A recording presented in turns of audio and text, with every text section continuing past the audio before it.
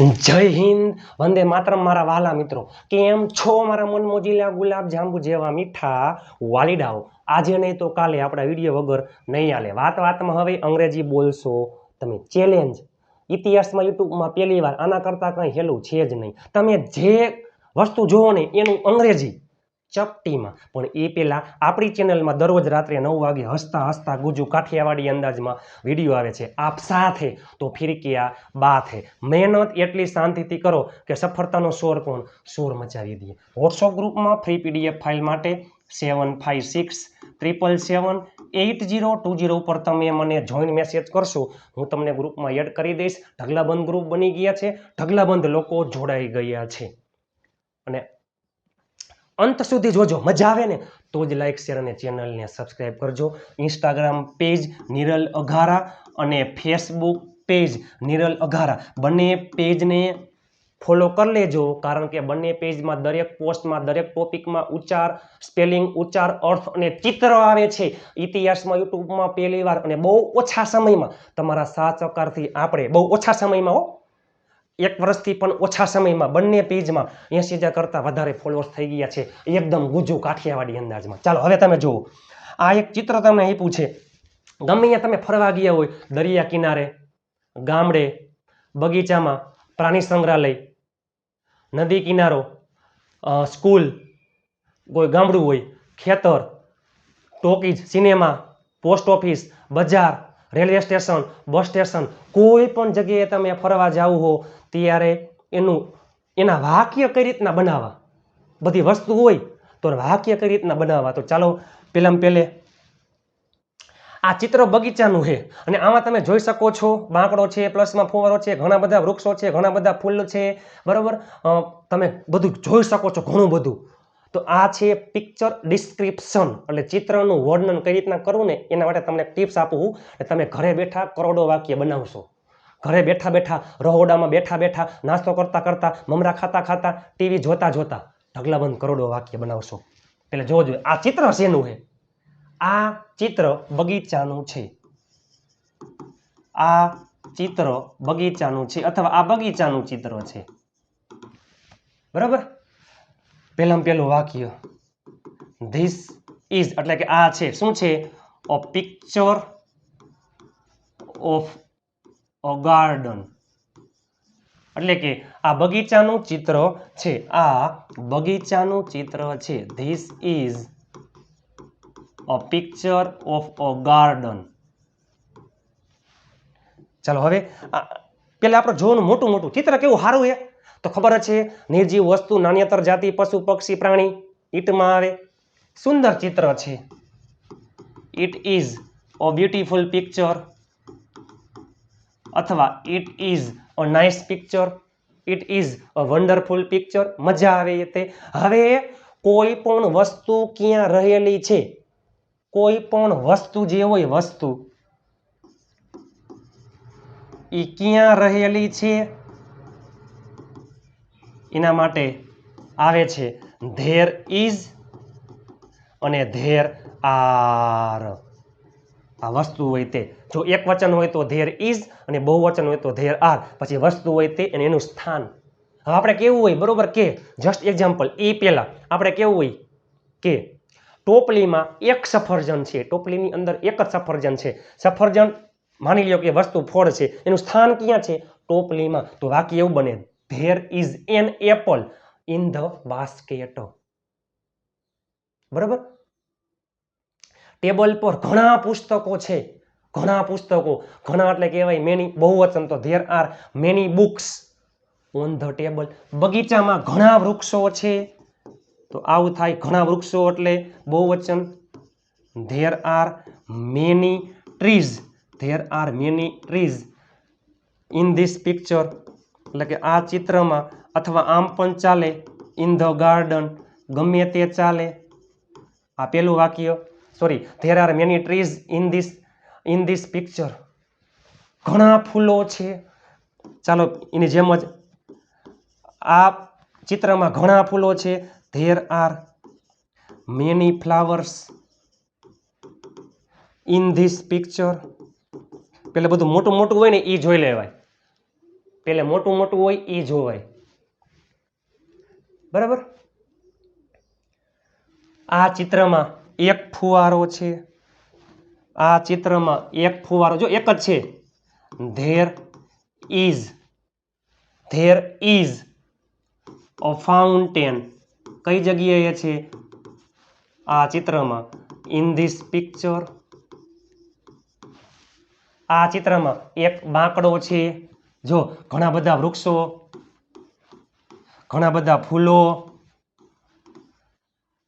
ચિત્રમાં એક ફુવારો છે, હવે એક બાંકડો છે, તો there is a bench in this picture.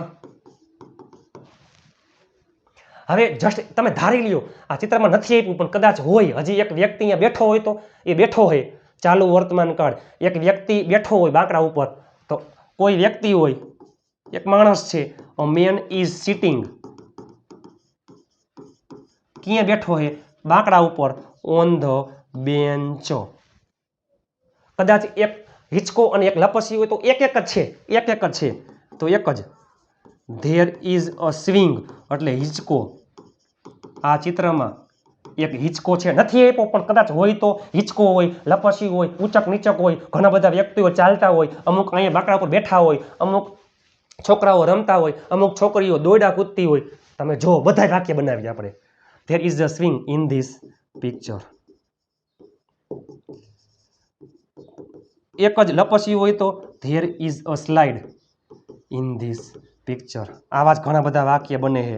હવે આપણે કેવું હોય કે મારા ગામમાં એક હોસ્પિટલ છે, there is a hospital in my village. મારા ગામમાં એક બેંક છે, there is a bank in my village. મારા ગામમાં 2 મંદિરો છે, there R 2 temples in my village. મારા ગામમાં એક પોસ્ટ ઓફિસ છે, there is a post office in my village. મારા ગામમાં એક માર્કેટ છે એટલે કે બજાર છે, there is a market in my village. મારા ગામમાં એક બગીચો છે, there is a garden in my village.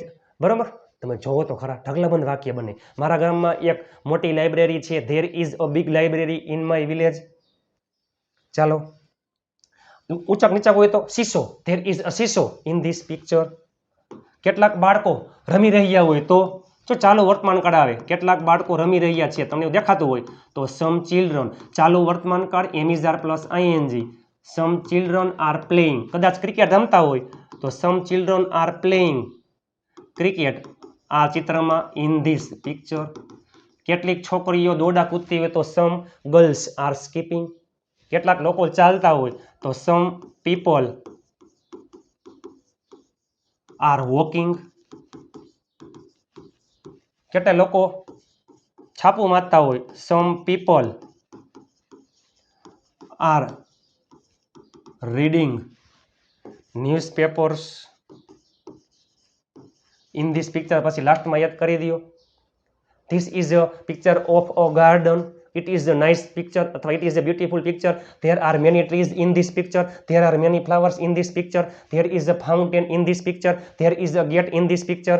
There is a bench in this picture. There is a swing in this picture. There is a slide in this picture. There is a seesaw in this picture. A man is sitting on the bench in this picture. Some children are playing cricket in this picture. Some people are walking in this picture. Some people are reading newspapers in this picture. તમને ચિત્ર કેવું ગમે? મને ગમે છે તો I like this picture. I like this picture very much. મને આ ચિત્ર બહુ ગમે છે. હવે તમે ઢગલાબંધ વાક્ય બનાવી શકો છો. ઢગલાબંધ વાક્ય બનાવી શકો છો. આ વાક્ય, આ ઢગલાબંધ અને આ વાક્ય બને છે. આ હતું ગાર્ડન, ગાર્ડનનું ચિત્ર. એ છે ગાર્ડનનું ચિત્ર. જસ્ટ એક્ઝામ્પલ લઈએ છીએ આપણે. ચાલો, હવે તમને આવડી જાય ઢગલાબંધ વાક્ય બને. આ છે ઝૂ. તો this is a picture. This is a picture of a zoo. આ પ્રાણી સંગ્રહાલયનું ચિત્ર છે. ઘણા પહેલા બધું મોટું મોટું જોવાય પછી નાનું નાનું. ઘણા બધા વૃક્ષો છે, એ પહેલા ચિત્ર તમને આ ચિત્ર કેવું છે? સારું છે. તો it is a nice picture, it is a nice picture અથવા it is a beautiful picture. ઘણા બધા વૃક્ષો છે તો કે હા, there are many trees in this picture. ઘણા બધા પ્રાણીઓ તમે જોઈ શકો છો. બહુવચન છે. There are many animals in this picture. હવે તમે જોવો જોઈએ જેટલા પ્રાણી છે બધાના એક એક વાક્ય બને જે છે ને તે. જસ્ટ એક્ઝામ્પલ, આ ચિત્રમાં એક સિંહ છે, જો એક જ સિંહ છે. There is a lion in this picture. આ ચિત્રમાં એક વાંદરો છે. There is a monkey in this picture. અથવા આમ પણ ચાલે, ઇન ધ ઝૂ. આ ચિત્રમાં એક વાંદરો છે. ધેર ઇઝ, સોરી માફ કરજો, બે છે, ચાલો કાંઈ વાંધો નહીં. There are 2 monkeys in this picture. આ ચિત્રમાં એક હાથી છે. ધેર આર, સોરી માફ કરજો, there is an elephant in this picture. આ ચિત્રમાં એક પોપટ છે. There is a parrot in this picture. There is a giraffe in this picture. There R 2 flags in this picture. જો બર્ડ્સનો વિભાગ છે. There R bird section in this zoo અથવા in this picture. બરાબર. એક વાંદરો છે, બે બતક છે, તરી રહી છે. 2 swans ઇન ધીસ પિક્ચર. પછી એક વાંદરો ખાઈ રહ્યું છે કેળું, તો અ મંકી, ક્રિયા ચાલુ છે, ઇઝ ઇટિંગ, શું ખાઈ રહ્યું છે? Banana in this picture. હાથી એક બેઠો છે. A lion is sitting in this picture. બરાબર. પોપટ પણ બેઠો છે. ઢગલાબંધ વાક્ય છે. લાસ્ટમાં I like this picture very much. મને આ ચિત્ર બહુ ગમે છે. એટલે એક તો પહેલાં શું, ચિત્રનું નામ શું હોય તે, એ ચિત્ર કેવું છે, પછી બધું મોટું હોય તે, અને કોઈની અંદર કાંઈ વસ્તુ રહેલી હોય તો તેમાં ધેર ઇઝ અને ધેર આરથી વાક્ય બને છે.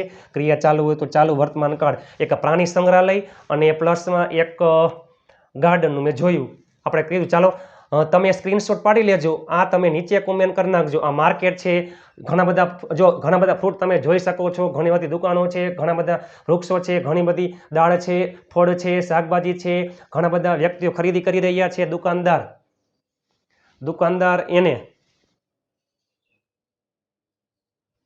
દુકાનદાર છે, બરોબર, તે એને વસ્તુઓ આપી રહ્યા છે. તમે સ્ક્રીનશોટ પાડી લેજો અને પછી તમે નીચે વાક્ય કોમેન્ટ કરી નાખજો. This is a picture of a market. There are many trees in this picture. There are many shops in this picture. There are many shops in this picture. There are many people in this picture. 5 વાક્ય હું બોલી ગયો. પછી જે વસ્તુ તમને દેખાય ને બધાના વાક્ય બનાવી. ચાલો જોઈએ સૌથી વધારે વાક્ય કોણ બનાવે છે. આમાં મિનિમમ 15 કરતાં વધારે વાક્ય બને છે. ચાલો જોઈએ આપણે સૌથી વધારે વાક્ય કોણ બનાવી શકે છે. અને વોટ્સઅપ ગ્રુપમાં ફ્રી PDF ફાઇલ માટે 7567778020 ઉપર તમે મને જોઈન મેસેજ કરશો, હું તમને ગ્રુપમાં એડ કરી દઈશ. ઢગલાબંધ ગ્રુપ બની ગયા છે. ઢગલાબંધ લોકો જોડાઈ ગયા છે. આપ સાથ હે તો ફિર ક્યા બાત હે. મહેનત એટલી શાંતિથી કરો કે સફળતાનો શોર પણ શોર મચાવી દે. ચાલો ફટાફટ 50K કરી નાખો એટલે 50K સબસ્ક્રાઈબર થઈ જશે ને એટલે એક અંગ્રેજી ગ્રામર બુક પહેલી વાર ઇતિહાસમાં યુટ્યુબમાં પહેલી વાર ગ્રામર બુક તમે જોવો તો ખરા, બધાને ફ્રી આપવી છે. PDF file free.